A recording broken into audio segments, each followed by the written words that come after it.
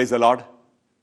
സ്നേഹമുള്ളവരെ, ഉദയം എന്ന ബൈബിൾ പഠന പരമ്പരയിലേക്ക് സ്വാഗതം. യേശു ക്രിസ്തുവിലൂടെ ഈ ഭൂമിയിൽ ഉദയം ചെയ്ത ദൈവരാജ്യത്തിൻ്റെ രഹസ്യങ്ങൾ വെളിപ്പെടുത്തുന്ന കഥകളാണ് ഈ പഠന പരിപാടിയിൽ നമ്മൾ പഠിക്കുന്നത്. ഉപമകൾ എന്ന് പൊതുവെ വിശേഷിപ്പിക്കുന്ന യേശു പറഞ്ഞ കഥകൾ. ഇന്ന് നമ്മൾ പഠിക്കാൻ പോകുന്നത് താലന്തുകളുടെ ഉപമ എന്ന് പൊതുവെ വിശേഷിപ്പിക്കുന്ന ഒരു കഥയാണ്. നാണയങ്ങളുടെ കഥ ഉപമ എന്ന് ലൂക്കായിലും കാണും. അലസത മാരകമായിരിക്കും എന്ന സന്ദേശമാണ് ഈ കഥയിലൂടെ യേശു നമുക്ക് നൽകുന്നത്.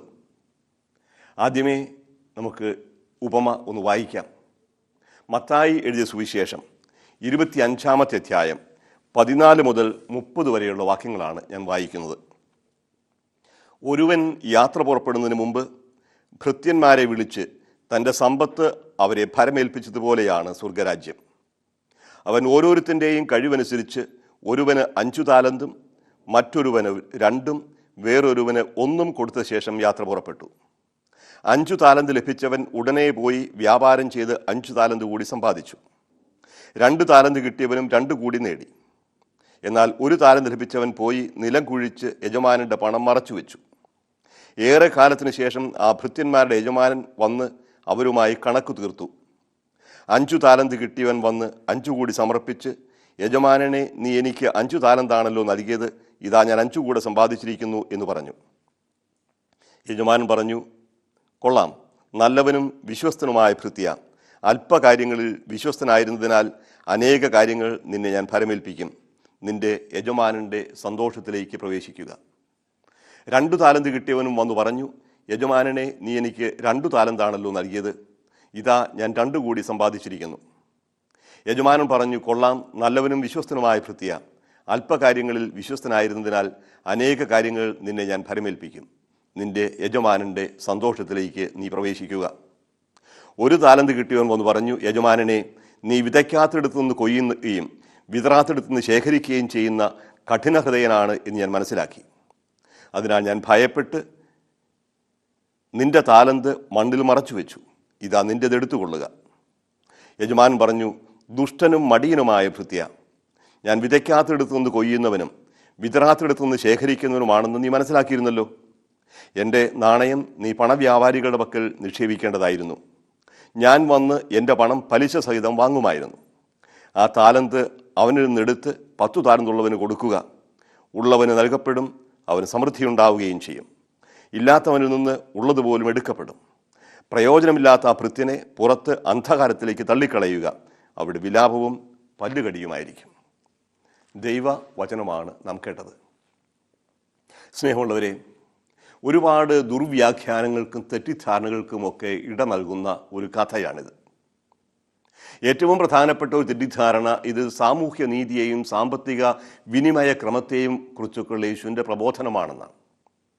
ഞാൻ ഓർക്കുന്നത്, ഒരിക്കൽ കുറേ വർഷങ്ങൾ മുമ്പ് ഞാനൊരു ബൈബിൾ കൺവെൻഷൻ പ്രസംഗിച്ചതിന് ശേഷം തിരിച്ച് വീട്ടിലെത്തിയപ്പോൾ എനിക്കൊരു ഫോൺ കിട്ടി. അന്ന് ഞാൻ അന്യായ പലിശയെക്കുറിച്ച് വളരെ ശക്തമായി സംസാരിച്ചിരുന്നു. അപ്പോൾ ഫോൺ ചെയ്ത വ്യക്തി പറയുകയാണ്, അച്ഛൻ ഞങ്ങളെ ഒന്നടങ്കം അവഹേളിക്കുന്ന രീതിയിലാണ് സംസാരിച്ചത്. പലിശ വാങ്ങരുത് എന്ന് അച്ഛൻ സൂചിപ്പിക്കുകയുണ്ടായി.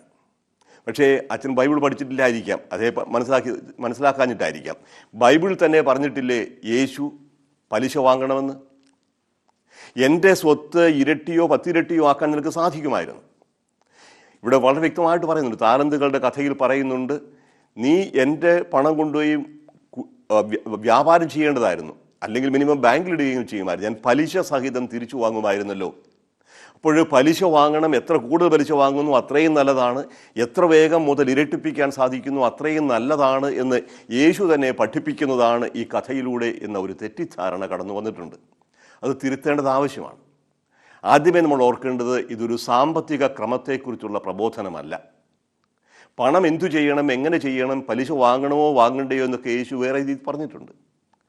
പലിശയല്ല, മുതൽ പോലും കിട്ടുകയില്ല എന്ന് അറിഞ്ഞുകൊണ്ട് കൊടുക്കണമെന്ന് യേശു പഠിപ്പിച്ചതാണ്. കൊടുത്തിടത്തോളം തിരിച്ചു കിട്ടുമെന്ന പ്രതീക്ഷയോടുകൂടി വിജാതീയരും കൊടുക്കുന്നില്ലേ, നീ എന്ത് പ്രത്യേകതയാണ് ചെയ്യുന്നത് യേശു പഠിപ്പിച്ചിട്ടുണ്ട്. തിരിച്ചു കിട്ടുകയില്ല എന്ന് അറിഞ്ഞുകൊണ്ട് തന്നെ കടം കൊടുക്കാനായിട്ട് യേശു ആവശ്യപ്പെട്ടിട്ടുണ്ട്. അപ്പോൾ ഒരു സാമ്പത്തിക വിനിമയ ക്രമത്തെ സംബന്ധിച്ച പ്രബോധനമല്ല ഈ ഉപമയിലൂടെ യേശു പഠിപ്പിക്കുന്നത് എന്ന് കൃത്യമായിട്ട് നമ്മൾ ഓർത്തിരിക്കണം. അപ്പോൾ ഒരു കാര്യമാണ് ഉപമയിലൂടെ പറയുക, ഓരോ വിശദാംശങ്ങൾക്കും പ്രത്യേകം അർത്ഥമുണ്ടായിരിക്കണമെന്നില്ല.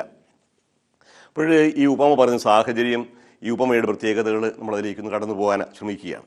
3 രീതിയിൽ ഈ ഉപമ സുവിശേഷങ്ങൾ പ്രത്യക്ഷപ്പെടുന്നുണ്ട്. മത്തായി എഴുതിയ സുവിശേഷത്തിൽ നമ്മൾ വായിച്ചു.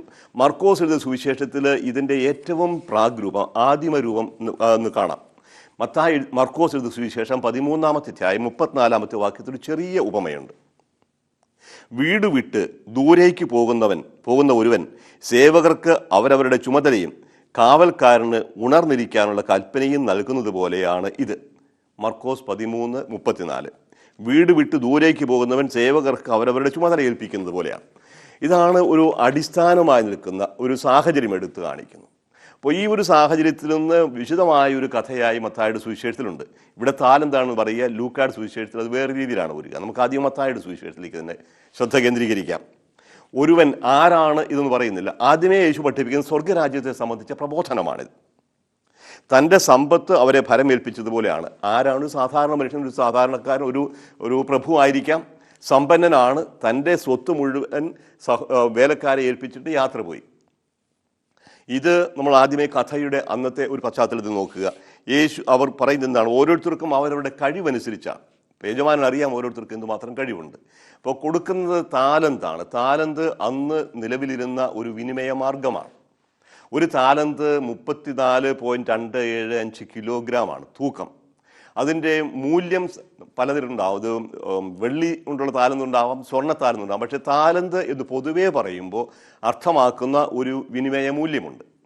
അത് കണക്കാക്കാൻ നമുക്കൊരു എളുപ്പമാർഗം ദേനാറയുമായി ബന്ധപ്പെടുത്തുകയാണ്. ദേനാറയെക്കുറിച്ച് സുവിശേഷത്തിൽ തന്നെ പറയുന്നുണ്ട്. ഒരു സാധാരണ കൂലിക്കാരൻ്റെ ഒരു ദിവസത്തെ വേലക്കൂലിയാണ് ഒരു ദേനാറ.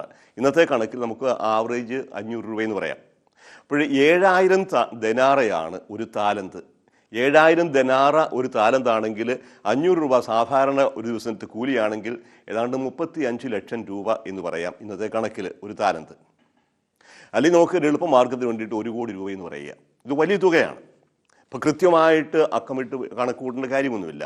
അപ്പോൾ ഒരു താലന്തിന് നമുക്ക് 1 കോടി രൂപയായിട്ട് കണക്കാക്കാമെന്നുണ്ടെങ്കിൽ 5 താലന്ത് പറയുമ്പോൾ വലിയ തുകയാണ്. 5 കോടി രൂപയാണ് ഏൽപ്പിച്ചിട്ട് പോവുക. അപ്പോൾ യജമാനൻ വേലക്കാരനെ ഏൽപ്പിച്ചു, അവൻ്റെ കഴിവനുസരിച്ച് അവനത് ചെയ്തു. അവൻ അത് കൊണ്ടുപോയി കച്ചവടം നടത്തി, വ്യാപാരം നടത്തി, അത് വികസിപ്പിച്ചു. അവന് കൊടുത്തിരുന്നത്. രണ്ടാമത്തവന് കൊടുത്തത് 2 കോടി രൂപയാണ്. അവനും അതുപോലെ തന്നെ കച്ചവടം ചെയ്തു. അപ്പോൾ അവരെ ഏൽപ്പിച്ച ഉത്തരവാദിത്വം അവർ പൂർണ്ണമായ വിശ്വസ്തയോടെ നിറവേറ്റി. ഇതാണ് കഥയിലൂടെ പറയുന്നത്. പക്ഷേ മൂന്നാമത് ഒരുവൻ്റെ പ്രശ്നമുണ്ട്. മൂന്നാമത് കിട്ടിയത് ചെറിയ തുകയെന്ന്, ഒരു താലന്ത് എന്ന് പറഞ്ഞാൽ 10 രൂപയൊന്നുമല്ല, 1 കോടി രൂപയാണെന്ന് കണക്കാക്കുക. ഇനി താലന്ത് ഇന്നത്തേതുപോലെ നമുക്ക് രൂപയുടെ പോലെ നോട്ടുകൾ ഉണ്ടായിരുന്നില്ല. കറൻസി നോട്ട് ഇല്ലാത്തൊരു കാലഘട്ടമാണ്. അത് ലോഹമായിട്ട് തന്നെയാണ് നാണയങ്ങൾ. അപ്പോൾ 1 കോടി രൂപയുടെ ഒരു താലന്ത് പറഞ്ഞാൽ 34 കിലോ ഭാരമുള്ള സംഭവമാണ് നാണയങ്ങളായിട്ട്. അപ്പോൾ അത് സാധാരണഗതിയിൽ ബാങ്കിൽ നിക്ഷേപിക്കാൻ താല്പര്യമുണ്ട്. ബാങ്ക് പൊളിയൊക്കെ പേടിയുള്ളത് കൊണ്ട് പലരും ഇത് മണ്ണിൽ കുഴിച്ചിടാറുണ്ടായിരുന്നു. അത് കലത്തിലായിരിക്കാം കുഴിച്ചിടുക, അല്ലെങ്കിൽ ഏറെ നിധിയിൽ. അതാണല്ലോ പലപ്പോഴും നമുക്ക് നിധി കിട്ടുന്നത്. ഇന്ന് നമ്മുടെ നാട്ടിൽ പോലും ഉണ്ടായിരുന്നു ഇങ്ങനെ സ്വർണ്ണ നാണയങ്ങളൊക്കെ കലത്തിലാക്കി മണ്ണിൽ കുഴിച്ചിടുന്ന ഒരു രീതി പണ്ട് പല രാജ്യങ്ങളിലും ഉണ്ടായിരുന്നു. അതാണ് ഇയാളും ചെയ്യുക. അപ്പോൾ അവിടെ സ്വസ്ഥമായി ഒരു നഷ്ടവും ഉണ്ടാവില്ല. അപ്പോൾ കിട്ടിയ പണം, കിട്ടിയ ഈ താലന്ത് അതുകൊണ്ട് വ്യവഹാരം ചെയ്ത് നഷ്ടപ്പെട്ടു പോയെങ്കിലോ എന്ന് ഭയമുള്ളത് കൊണ്ട് നഷ്ടപ്പെടുത്താതെ തന്നെ ഏൽപ്പിച്ച തുക പൂർണ്ണമായും ഒരു കുറവും കൂടാതെ അവൻ തിരിച്ചേൽപ്പിക്കുകയാണ്. ഇതാണ് 3 വേലക്കാരുടെ. പക്ഷേ വേലക്കാരെ യജമാനൻ കണക്ക് ചോദിക്കുമ്പോൾ പറയുന്ന കാര്യങ്ങൾ ശ്രദ്ധിക്കുക. യജമാനൻ വളരെ ദീർഘമായ കാലത്തിന് ശേഷമാണ് വരുന്നത്. അപ്പോൾ വരുമ്പോൾ കണക്ക് ചോദിക്കുമ്പോൾ 5 കിട്ടിയവൻ 5 കൂടി സമ്പാദിച്ചിരിക്കുന്നു, ലാഭമുണ്ടാക്കിയിരിക്കുന്നു, അവൻ വിശ്വസ്തനായിരുന്നു. അതുകൊണ്ട് അവന് കൊടുക്കുന്നത്, നീ നിൻ്റെ യജമാനൻ്റെ സന്തോഷത്തിലേക്ക് പ്രവേശിക്കുക, നിന്നെ ഞാൻ കൂടുതൽ വലിയ കാര്യങ്ങൾ ഏൽപ്പിക്കുക. എന്താണ് വലിയ കാര്യങ്ങൾ പറയുന്നില്ല.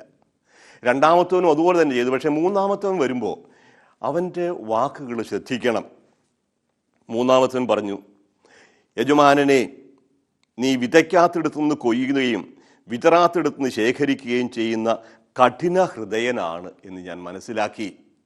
അപ്പോൾ യജമാനനെക്കുറിച്ച് ഇവൻ്റെ മനസ്സിലുള്ള രൂപം ഇതാണ്. ഏതെങ്കിലും തരത്തിൽ നഷ്ടം വന്നാൽ അവനെ കൊന്നുകളയുമെന്നുള്ള പേടിയാണ്. ഇപ്പോൾ മറ്റു രണ്ട് ദാസന്മാരും യജമാനിൽ വിശ്വസിക്കുകയും യജമാനൻ അവൽ വിശ്വാസം അർപ്പിച്ച് സന്തോഷത്തോടു കൂടി ചെയ്തിരുന്നു. പക്ഷേ ഇവിടെ മറ്റൊരു മനോഭാവമാണ്, യജമാനനെ ഭയമാണ്. ഭയന്നതുകൊണ്ട് ഒരു കുറവും വരുത്താതിരിക്കാനായിട്ട് കാത്തു സൂക്ഷിച്ചു. ഇതാണ് പ്രശ്നം. അതുകൊണ്ട് ഞാൻ നിന്നെ ഭയന്നു, നിന്റെ താലന്ത് മണ്ണിൽ മറച്ചു വെച്ചു, ഇതാ നിൻ്റേത് എടുത്തുകൊള്ളുക. ഇവിടെയാണ് പ്രശ്നം ഉണ്ടാകുന്നത്. ഏൽപ്പിച്ച താലന്ത് അല്പം പോലും വികസിപ്പിച്ചില്ല, അല്പം കുറവ് വരുത്തിയുമില്ല. അപ്പോൾ അവന് മറുപടി കൊടുക്കുന്നതാണ്, യജമാനൻ പറഞ്ഞു, ദുഷ്ടനും മടിയനുമായ ഭൃത്യ. ദുഷ്ടനും മടിയനും, ഇതാണ് രണ്ട് ക്വാളിഫിക്കേഷൻ. അപ്പോൾ യജമാനനെ ദുഷ്ടനായി കണക്കാക്കിയ യഥാർത്ഥത്തിൽ ഈ ദാസനാണ് ദുഷ്ടൻ. അവൻ്റെ ഹൃദയം തന്നെയുമല്ല മടിയനാണ്, ഭയമാണ്, മടിയാണ്. അതുകൊണ്ട് എന്തു ചെയ്യണമായിരുന്നു? നിനക്ക് കിട്ടിയത് നീ വികസിപ്പിക്കണമായിരുന്നു. ഇനി അതുകൊണ്ട് അവൻ വികസിപ്പിക്കാത്തതുകൊണ്ട് അവൻ്റെ നാണയം എടുത്ത് മറ്റുള്ളവർക്ക് കൊടുക്കുക. നമുക്ക് അവസാനത്തെ ഭാഗത്തേക്ക് പിന്നീട് വരാം. എന്താണ് യേശു ഇതിലൂടെ അർത്ഥമാക്കുക? യേശുവിൻ്റെ മത്തായി സുവിശേഷനാണെങ്കിൽ യേശുവിൻ്റെ ജീവിതത്തിൻ്റെ അവസാന ഭാഗത്താണ് ഈ സംഭവങ്ങളെല്ലാം വരുന്നത്. എസ്കത്തോളജിക്കൽ ഡിസ്കോഴ്സ് അല്ലെങ്കിൽ യുഗാന്ത പ്രഭാഷണം എന്ന് പറയുന്ന ഒരു 5ാമത്തെ പ്രഭാഷണത്തിൻ്റെ ഭാഗമായിട്ടാണ് മത്തായി സുവിശേഷകൻ ഈ താലന്തുകളുടെ കഥ പറഞ്ഞു വച്ചിരിക്കുന്നത്. അപ്പോൾ താലന്ത് പറയുന്നത് അനുദിന ജീവിതത്തിൽ ഉണ്ടാകുന്ന ഒരു യാഥാർത്ഥ്യമെടുത്ത് ഒരു ദൈവിക യാഥാർത്ഥ്യവുമായി, ദൈവരാജ്യവുമായി ബന്ധപ്പെടുത്തിയാണ് പറയുന്നത്. സ്വർഗരാജ്യത്തെക്കുറിച്ചാണ് പറയുന്നത്, ഓർക്കണം. അപ്പോൾ യജമാനനും ഈ താലന്തും വേലക്കാരുമൊക്കെ ഒരു പ്രത്യേക അർത്ഥത്തിലാണ് മനസ്സിലാക്കേണ്ടത്. ആദ്യത്തേത്, യേശു പറയുന്നത് ഫരിസേയരടങ്ങുന്ന ഒരു സമൂഹത്തോടാണ്. വളരെ കർശനമായി ദൈവിക നിയമങ്ങൾ, മതനിയമങ്ങൾ ഒരു വീഴ്ചയും വരുത്താതെ അനുസരിച്ചുകൊണ്ടിരുന്നൊരു സമൂഹത്തിന് മുമ്പിലാണ് യേശു കഥ അവതരിപ്പിക്കുക. അവരുടെ ചിന്തയിൽ ദൈവത്തെക്കുറിച്ചൊരു മനോഭാവമുണ്ട്, അവരുടെ മനസ്സിലുണ്ടാകുന്ന ദൈവചിന്ത. ദൈവം കർശനക്കാരനാണ്, കഠിന ഹൃദയനാണ്. വളരെ കർശനമായ നിയമങ്ങളെല്ലാം അനുസരിക്കുന്നവർക്ക് മാത്രം രക്ഷ നൽകുകയും അല്ലാത്തവരെ ശിക്ഷിക്കുകയും ചെയ്യുന്ന ഹൃദയ കാഠിന്യമുള്ളവനാണ് ദൈവം എന്ന ഒരു ചിന്ത ഇവരുടെ മനസ്സിലുണ്ടായിരുന്നു. അപ്പോൾ ദൈവത്തെ ക്രൂരനായി, വിധിയാളനായി, കഠിനഹൃദയനായ യജമാനായി ചിത്രീകരിക്കുന്നു. ആ മതാത്മകതയിൽ സന്തോഷമില്ല, സ്നേഹമില്ല, കരുണയില്ല, കർശനമായ അനുസരണം മാത്രം. ഏതെങ്കിലും തെറ്റ് ചെയ്താൽ അതിൻ്റെ പേരിൽ ഇവരെ നരകത്തിലേക്ക് തള്ളാനായിട്ട് നോക്കിയിരിക്കുന്ന കർശനക്കാരനായ ഒരു വിധിയാളനായി കരുതിയിരുന്ന ആ ഒരു മതാത്മക മനോഭാവത്തിൻ്റെ എതിരെയാണ് യേശു ഈ കഥ അവതരിപ്പിക്കുക. നീ മനസ്സിലാക്കിയിരുന്നു ഞാൻ കഠിനഹൃദയനാണെന്ന്, നിന്റെ വാക്കുകൾ കൊണ്ട് തന്നെ നിന്നെ ഞാൻ വിധിക്കുമെന്ന് പറയുക. എന്തു ചിത്രമാണ് നിങ്ങൾക്കുള്ളത്? അപ്പോൾ യേശുവിൻ്റെ കാഴ്ചപ്പാടിൽ ദൈവം സ്നേഹനിധിയായ പിതാവാണ്. എല്ലാം നഷ്ടപ്പെടുത്തി മടങ്ങി വരുന്ന മകനെ വാരിപ്പുണർന്ന് കഴുകി കുളിപ്പിച്ച് പുതിയ ഉടുപ്പും ധരിപ്പിച്ച് അവനെ സ്വന്തം മകനായി സ്വീകരിക്കുന്ന ആ വലിയ ധാരാളിത്തമുള്ള വിശാല ഹൃദയനായ കാരുണികനാണ് ദൈവം.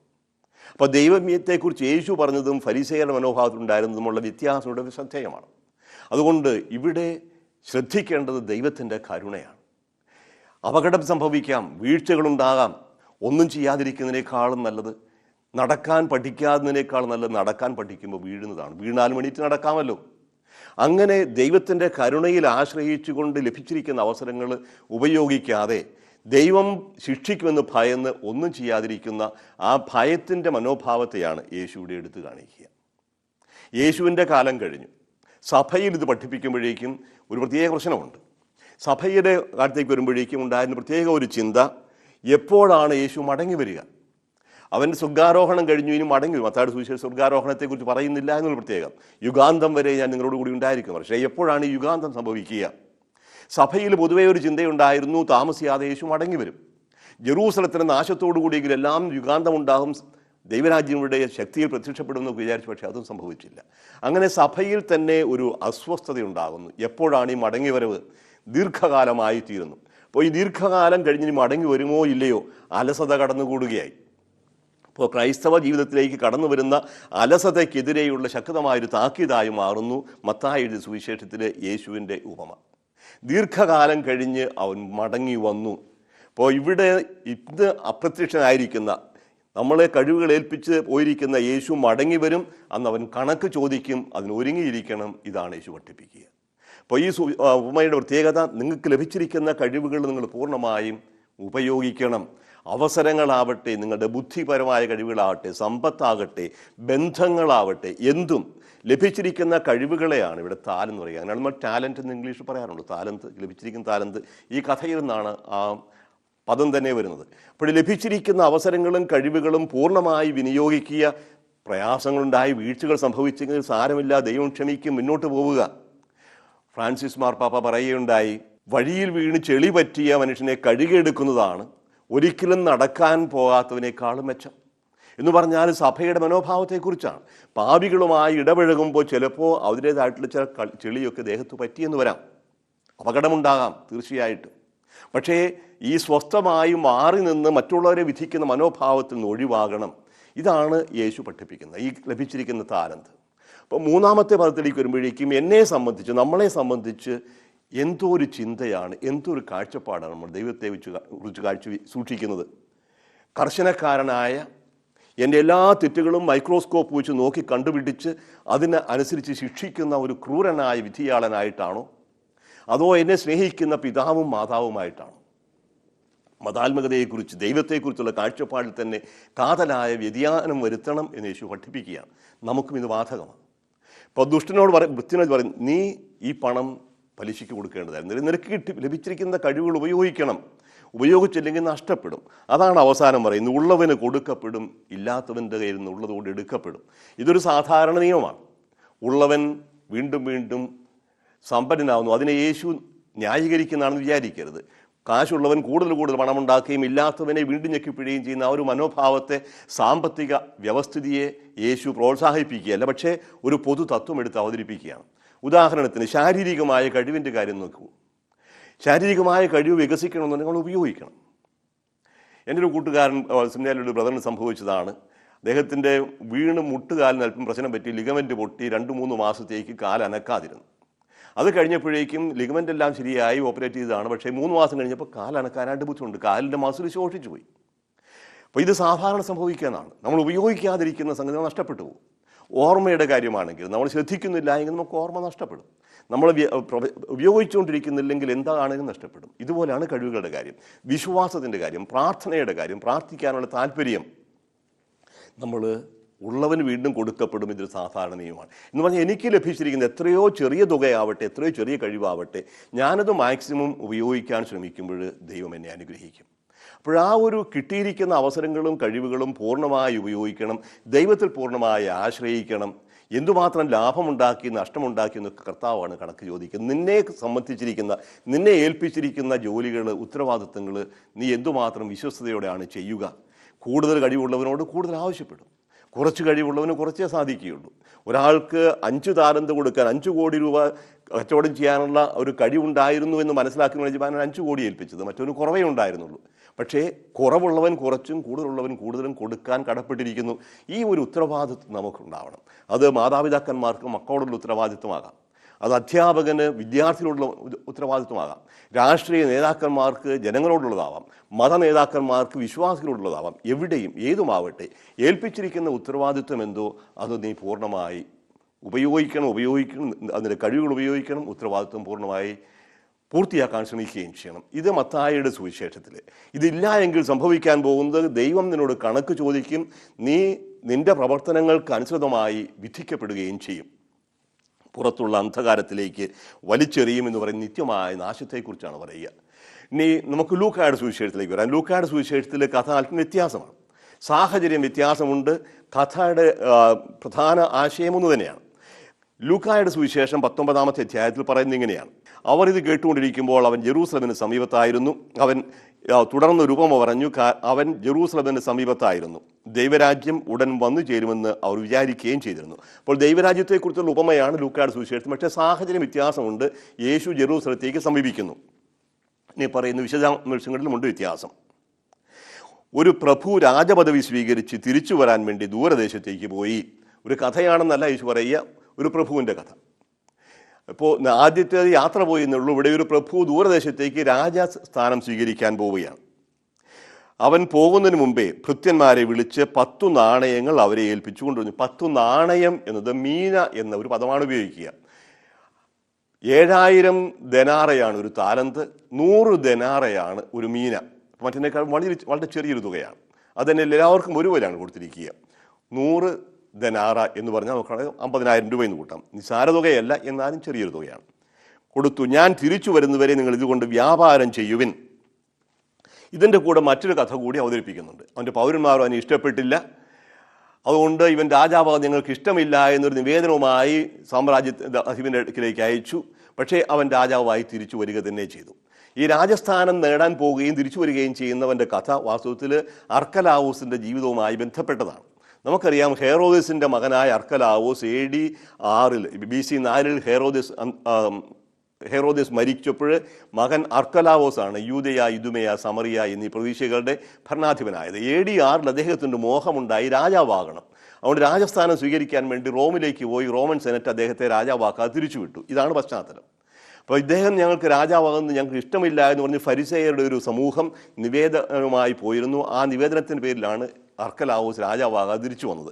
അപ്പോൾ തിരിച്ചു വന്നപ്പോൾ അർക്കലാവോസ് തനിക്കെതിരായ നിവേദനവുമായി പോയവരെയും അവരുടെ സമൂഹത്തെയും ഒന്നടങ്കം കൊല്ലുകയുണ്ടായി. ആ പശ്ചാത്തലത്തിലാണ് ഈ നമുക്ക് മനസ്സിലാക്കേണ്ടത്. അപ്പോൾ ബാക്കി കഥകളെല്ലാം ഒരുപോലെ തന്നെ പോയി. അവൻ ദീർഘകാലം കഴിഞ്ഞ് രാജാവായി തിരിച്ചു വന്നു. രാജാവായി തിരിച്ചു വരുമ്പോൾ കണക്കെടുക്കുകയാണ്. കണക്കെടുക്കുമ്പോൾ ഓരോരുത്തരും 1 കിട്ടിയവൻ 1 10 ആക്കി, മറ്റവൻ 5 ആക്കി, വേറൊരുത്തൻ ഒന്നുമില്ലാണ്ട് കുഴിച്ചിട്ടിരുന്നു. അവിടെയാണ് പ്രധാനം. മത്തായിയുടെ സുവിശേഷത്തിൽ വരുന്ന ലൂക്കായുടെ സുവിശേഷത്തിലും കിട്ടിയത് ഉപയോഗിക്കാത്തവൻ, 1 മാത്രം കിട്ടിയവൻ 1 കിട്ടിയവൻ കുഴിച്ചിട്ടവനെ കുറിച്ചും മത്തായിയുടെ സുവിശേഷത്തിൽ കാണുന്ന പോലെ തന്നെയാണ്.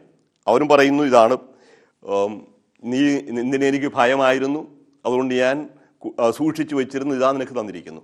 കഥയുടെ അവസാനത്തിൽ വ്യത്യാസമൊന്നുമില്ല. ലഭിച്ചിരിക്കുന്ന കഴിവുകൾ പൂർണ്ണമായിട്ട് ഉപയോഗിക്കണം. ഇനി ഒരു മടങ്ങിവരവുണ്ടാകും എന്ന കാര്യം മറക്കരുത്. അവൻ രാജാവായി മടങ്ങി വന്നു. ഇവിടെ യേശുവിൻ്റെ ജീവിതത്തെക്കുറിച്ച് വളരെ വ്യക്തമായ 3 ഘട്ടങ്ങൾ അവതരിപ്പിക്കുന്നുണ്ട്. ഒന്ന്, രാജാവാകാനായിട്ട് പോകുന്ന ഡിപ്പാർച്ചർ. ഇപ്പോൾ സ്വർഗാരോഹണത്തെക്കുറിച്ചാണ് പറയുക. രാജാവായി മടങ്ങി വരുന്നവരെയുള്ള ഒരു കാലഘട്ടം സഭയുടെ കാലഘട്ടമാണ്. അത് ഇന്നത്തെ കാലമാണ്. ഈ കാലത്താണ് ഈ നാണയം ഉപയോഗിച്ച് ക്രയവിക്രയം ചെയ്യാനുള്ളത്. 3ാമത്തെ കാലഘട്ടം അവൻ മടങ്ങി വരുന്നതാണ് അന്തിമ വിധി. ഇനി വരികയില്ല എന്നൊക്കെ വിചാരിച്ച് അലസമായി കഴിയരുത്, ജീവിതം പാഴാക്കരുത്. അവൻ മടങ്ങി വരും, കണക്ക് ചോദിക്കും, ഉത്തരം പറയണം. നിനക്ക് തന്ന കഴിവ് കൊണ്ട്, നിനക്ക് തന്ന അവസരങ്ങൾ കൊണ്ട് നീ എന്തു ചെയ്തു? സമ്പത്ത് എൻ്റേതായിരുന്നു, നിന്നെ ഞാൻ ഏൽപ്പിച്ചു, നീ അതുകൊണ്ട് എന്തു ചെയ്തു? നമ്മൾ ഓരോരുത്തരും ദൈവത്തിൻ്റെ മുമ്പിൽ കണക്ക് പറയാൻ ബാധ്യസ്ഥരാണ്. അത് ലോകാവസാനത്തിൽ മാത്രമല്ല, നമ്മുടെ മരണത്തിൻ്റെ അവസരത്തിൽ തന്നെ ഉണ്ടാവുമെന്ന് ഓർക്കുക. തനത് വിധിയെക്കുറിച്ച് പറയാറുണ്ട്. ദൈവത്തിൻ്റെ മുമ്പിൽ ഈ ജീവിതം അവസാനിപ്പിച്ച് നമ്മൾ ചെല്ലുമ്പോൾ ചോദിക്കും, നീ എന്തു ചെയ്തു? നിനക്ക് തന്നത് നീ എന്തു ചെയ്തു?